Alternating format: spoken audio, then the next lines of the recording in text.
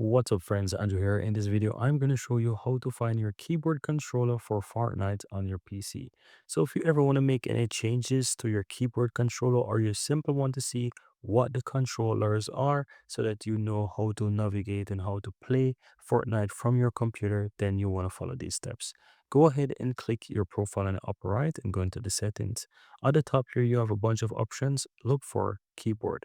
And this is the keyboard option. It's basically keyboard controllers, and so from here, you can find all of your controllers, right?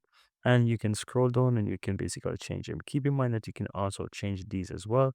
So if any point in time you want to change something, you can go ahead and just basically change them.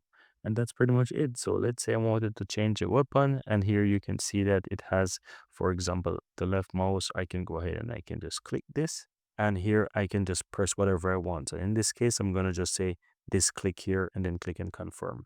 And so you can see that I changed it. So that's how you can easily go ahead and change it, guys. Very easy. Once you make any changes to the keyboard, you can go ahead and click and apply to ensure that it's safe.